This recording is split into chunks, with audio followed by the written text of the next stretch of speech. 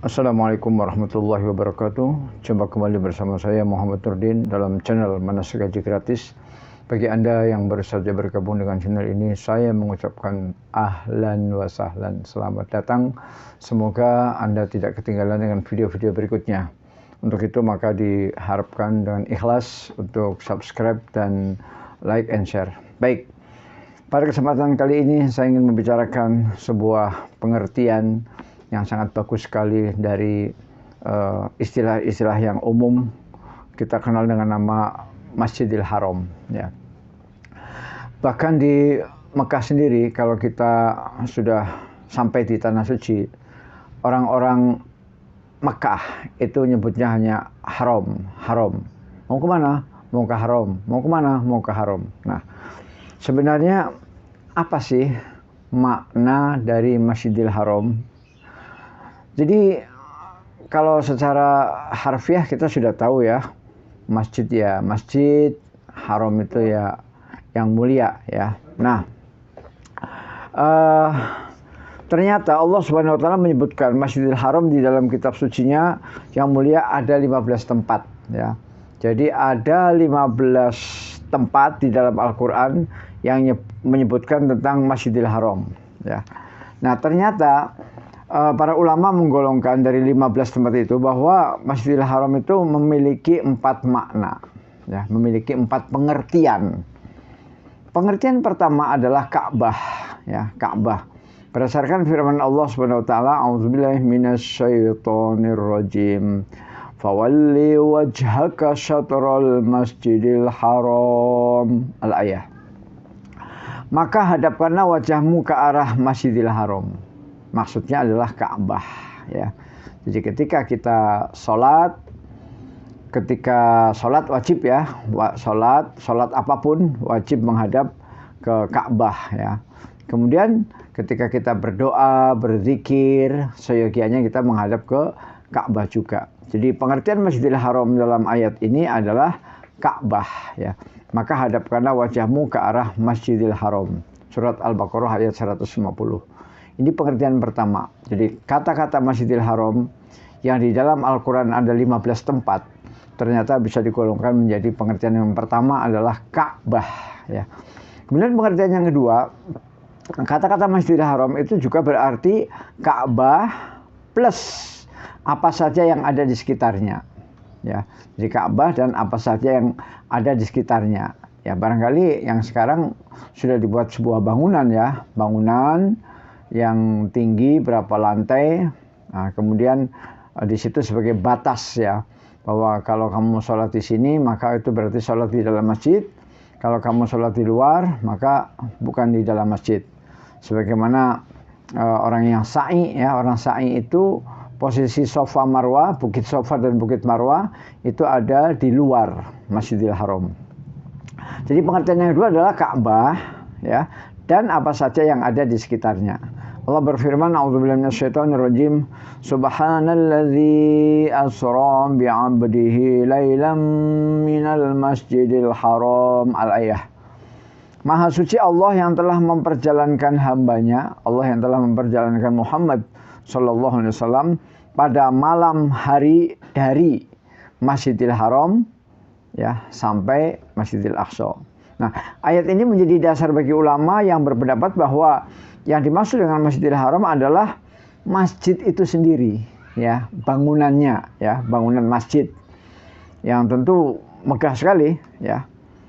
Dan bahwa Rasulullah melakukan Isra berawal dari Hijr Ismail ya. Hijr Ismail itu adalah sebuah tembok setengah lingkaran yang ada di sebelah Ka'bah ya, sebelah utara Ka'bah. Nah, jadi itu pengertian yang kedua. Jadi pengertian yang kedua dari Masjidil Haram ya masjid ya, masjid yang di dalamnya ada Ka'bah ya. Kemudian pengertian yang Masjidil Haram yang ketiga adalah semua daerah di Mekah ya. Jadi semua daerah di kota Mekah itu juga termasuk dalam pengertian yang ketiga dari Masjidil Haram. Allah berfirman, "A'udzubillahi minasyaitonirrajim" dalam surat Al-Fath ayat 27. A'udzubillahi minasyaitonirrajim, la tadkhulannal Masjidil Haram ya. Sana kan ayatnya panjang ya. Laqad sadaqallahu rasulahu ru'ya bil haqq la tadkhulunnal masjidal harama insyaallahu aminin ya.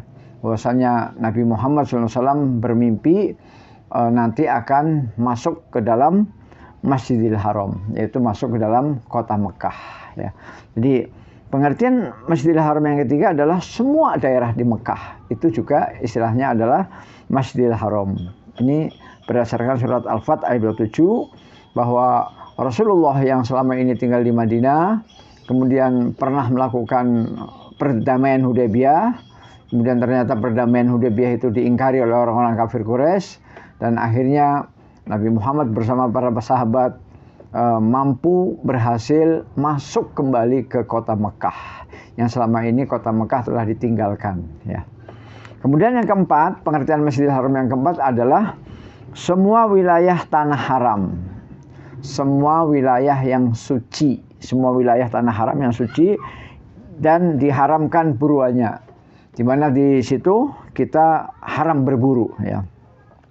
Hal itu berdasarkan firman Allah, a'udzubillahi minasyaitonirrajim, innamal musyrikuuna najasun fala yaqrabul masjidal haram. Sesungguhnya orang-orang yang musyrik itu najis ya. Sesungguhnya orang-orang yang menyekutukan Allah itu najis ya. Maka janganlah mereka mendekati Masjidil Haram ya. Jadi artinya orang-orang musyrik, orang-orang yang menyembah berhala itu bukan badannya yang najis, tetapi hatinya yang najis ya. Bahkan bukan hanya najis, tetapi produsen najis ya, najasun ya. Kalau najis itu kotoran ya, tapi kalau najasun menurut sebagian ahli bahasa disebut berarti adalah yang memproduksi najis ya. Maka dia tidak boleh mendekati Masjidil Haram, maksudnya tidak boleh menginjak di tanah haram ya, di tanah haram ya. Juga firman-Nya dalam ayat lain, illal ladzina ahadtum 'indal Masjidil Haram, kecuali orang-orang yang kamu telah mengadakan perjanjian dengan mereka di dekat Masjidil Haram. Yang dimaksud dengan Masjidil Haram di sini adalah Mekah ya, atau semua wilayah tanah haram ya, yaitu pengertian yang keempat.